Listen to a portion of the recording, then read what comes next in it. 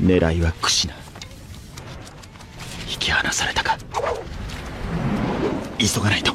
Dans le monde shinobi, il existe deux grands types de Kekkei Genkai. Les dojutsu, donc l'utilisation des yeux, et les godai Senshitsu Enka, donc l'utilisation des différents éléments. Bien maîtrisé, ce Kekkei Genkai permet d'être puissant, et parfaitement maîtrisé, il permet d'être surpuissant. En exemple concret, au niveau des dojutsu, nous avons le Byakugan, le Sharingan, ou encore l'évolution du Sharingan, qui est le Mangekyo Sharingan. Et au niveau des godai Senshitsu Enka, nous avons le Mokuton d'Ashirama, qui combine deux éléments, ou encore le Jinton de Mu et Onoki, qui combine trois éléments. Il existe pas mal de personnages immensément puissants grâce à leurs Kekkei Genkai respectifs. Cependant, il existe également pas mal de personnages sans Kekkei Genkai qui ont de sacrés gros niveaux de puissance. Ce qu'on va faire aujourd'hui, c'est nous intéresser aux personnages les plus puissants du monde de Naruto, mais qui n'ont pas de Kekkei Genkai, et pour les Jinchuriki, on ne prendra pas en compte leurs bijoux. Bonjour à tous, je suis Ryo Sensei, et pour cette vidéo, je serai accompagné de Mr Z. N'oubliez pas le pouce bleu sous la vidéo pour Naruto, et de vous abonner si vous n'êtes pas abonné pour rejoindre Konoha. C'est parti.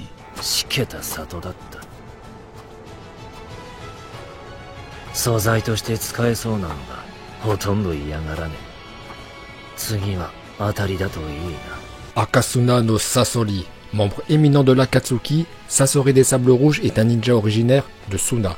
Petit-fils de Shioba, ses parents ont été tués par le Cro-Blanc de Konoha. Ayant viré fou, Sasori va déserter le village de Suna et devenir un criminel de rang S. Niveau puissance, Sasori est un marionnettiste redoutable. Faut savoir que ce cher Sasori est celui qui est à l'origine d'un grand bordel, la troisième grande guerre ninja. En effet, suite à la disparition du troisième Kazekage, Iwa et Kumo en ont profité pour prendre d'assaut Suna, lançant ainsi les hostilités. Sasori nous apprendra que c'est lui qui a tué Sandaime Kazekage, et il en a fait sa marionnette. Bien sûr, c'est sa marionnette la plus puissante, car il a eu beaucoup de mal à le battre. Mais le plus ouf dans toute cette histoire est que les databooks nous apprennent que le troisième Kazekage était réputé comme étant le plus puissant de tous les Kazekage. Donc vous imaginez un peu la puissance du gars. Les marionnettes de Sasori sont trop stylées. Celle qu'on connaît le mieux est Iruko, car c'est l'apparence qu'il arbore la plupart du temps. Iruko est une marionnette assez volumineuse, capable de jeter des aiguilles et d'empoisonner sa cible avec sa queue.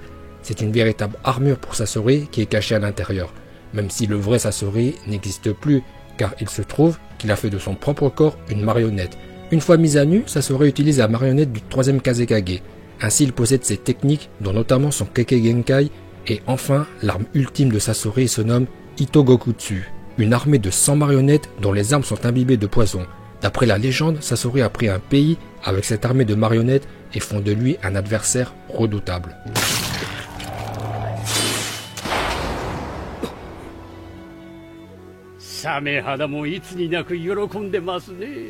Kisame Oshigaki, surnommé le bijou sans queue, c'est un ancien épéiste de la brume du village de Kiri. Kisame était considéré comme étant le plus puissant épéiste de la brume et était surnommé le monstre de Kiri. Ninja de rang S, Kisame était réputé pour son immense force brute, mais également pour sa parfaite maîtrise de Sameada. Kisame avait tellement de chakra que Neji dira qu'il n'avait jamais vu autant de chakra de sa vie. Sa particularité, c'est que lorsqu'il combat, il devient plus puissant grâce à Sameada, tandis que son adversaire devient plus faible à cause du chakra qu'il perd au profit de Sameada. Kisame était tellement puissant qu'il était capable de chasser des Jinchuriki tout seul. Ce qui le rendait également aussi puissant, c'est sa grande maîtrise du Suiton, ainsi que sa fusion avec Sameada. Kisame est parvenu à parfaitement combattre Killer Bee, qui avait purement et simplement humilié Taka. Avec sa technique de la danse du requin dans la prison aqueuse, il crée une énorme bulle d'eau qui le suit, qui réduit les déplacements adverses, qui affaiblit l'ennemi et qui lui offre une bien meilleure puissance globale. Le requin est dans son élément.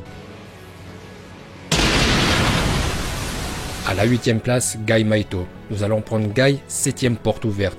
Alors, bien sûr, on aurait pu prendre Gai 8ème porte ouverte, la porte de la mort, et Gai serait classé bien plus haut.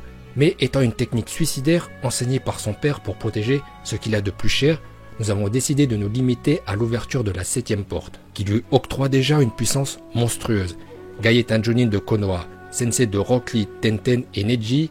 Gai est le grand rival de Kakashi. Au début de Naruto, il nous révélera qu'il est plus fort que Kakashi. Gai ne possède qu'une seule spécialité, le taijutsu, art qu'il a pu transcender au terme d'un entraînement acharné de toute une vie. Lors de son duel face à Kisame, Gai est désavantagé car le fight se passe sur l'eau, élément avec lequel Kisame a des affinités. Ainsi, Gai va ouvrir la 6ème et 7ème porte et utiliser le tigre du zénith, et Kisame sera détruit. Gai Maito n'a aucun équivalent dans sa maîtrise du taijutsu. et bien sûr qu'il est plus fort qu'un nombre important de shinobi spécialisés dans le ninjutsu avec ou sans Kekkei Genkai.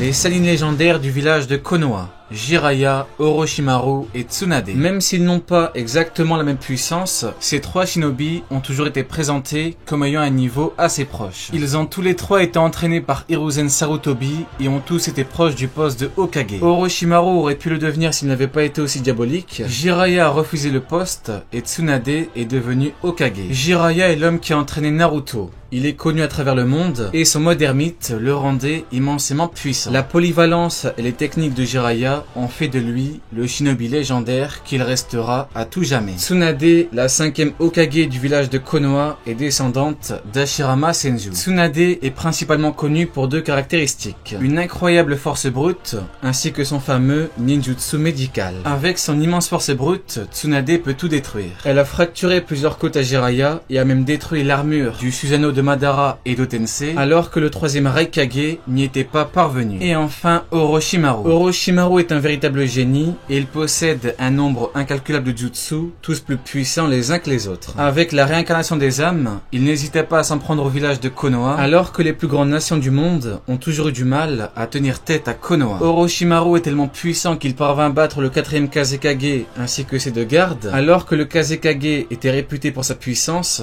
ainsi que son fameux Kekkei Genkai, qui lui permettait de parfaitement maîtriser la poussière d'or.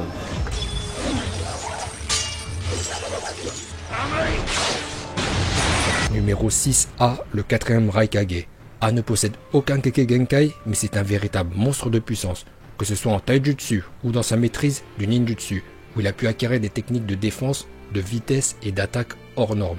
Fils du 3e Raikage, A lui a succédé à l'issue de la 3e guerre ninja. Lors du conseil des 5 Kage, A a mis Sasuke Mangekyo Sharingan en grande difficulté. Possédant une armure Raiton d'une solidité à toute épreuve, le Chidori l'a à peine ébréché. Sa vitesse est ahurissante et lui a permis d'esquiver Amaterasu. Après être passé en mode hyperactivité, Karin estimera que A a un niveau de chakra équivalent à celui d'un Biju. Vivacité, puissance, défense, A est un ninja complet qui a très peu de faiblesses, si ce n'est son caractère bourrin, qui le pousse bien trop souvent à foncer dans le tas sans réfléchir. Senpo, Hakugeki no Jutsu.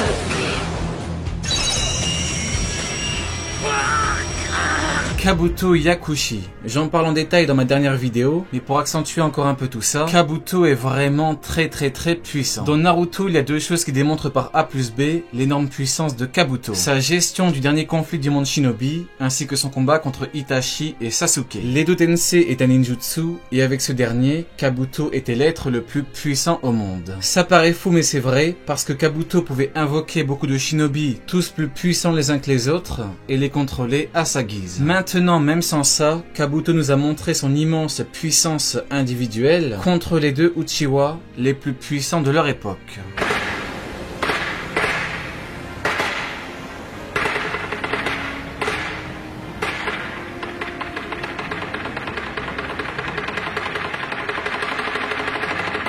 À la 4e place, Uzumaki Naruto sans le chakra de Kyuubi. Comme l'a dit Naruto, Kyuubi n'est pas une arme, mais une personne. Il s'appelle Kurama et c'est l'associé et ami d'un ninja de Konoha.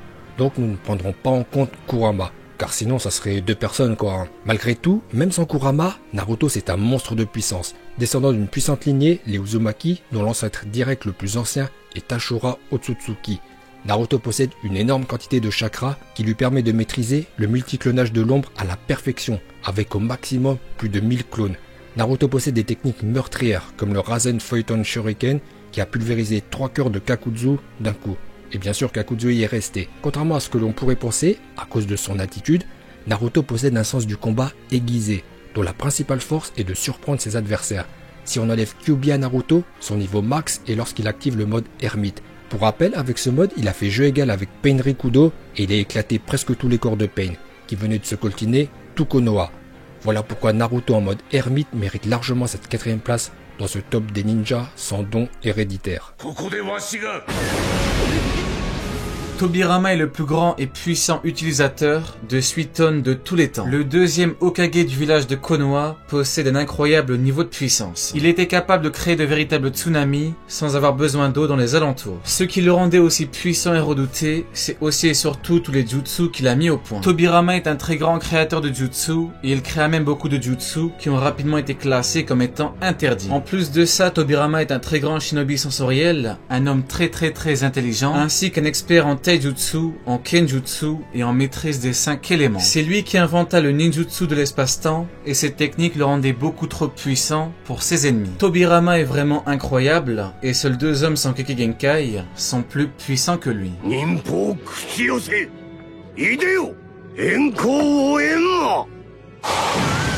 À la deuxième marche du podium, Hiruzen Sarutobi. Disciple de Shodaime et Nidaime, Hiruzen sera appelé à devenir Sandaime Hokage. Possédant la volonté du feu en lui, Hiruzen Sarutobi est un shinobi qui a une immense expérience du combat. En effet, il a participé à la première grande guerre ninja, mais aussi la deuxième, troisième et quatrième grande guerre shinobi en mode Edo Tensei pour la quatrième, car il est mort face à son disciple Orochimaru qui était tellement pas en confiance dans un duel face à son ancien sensei qu'il a dû invoquer par nécromancie les premiers et deuxièmes Hokage, en plus d'une préparation longue de plusieurs années. Hiruzen excelle plus que quiconque dans l'art ninjutsu. Si Kakashi peut se vanter d'avoir copié 1000 techniques grâce à son Sharingan, la rumeur prétend que Hiruzen maîtrisait toutes les techniques de ninjutsu. Lors de la quatrième guerre face à la statue Mokton, Hiruzen va contrer 5 attaques simultanées à base des 5 éléments de la nature avec la même puissance, ce qui est ouf. Au bout du compte, Hiruzen possède quasiment aucune faiblesse. Voilà pourquoi à son époque, il était considéré comme le plus puissant Kage de son temps. 狙いは苦しな。引き離されたか。急がないと。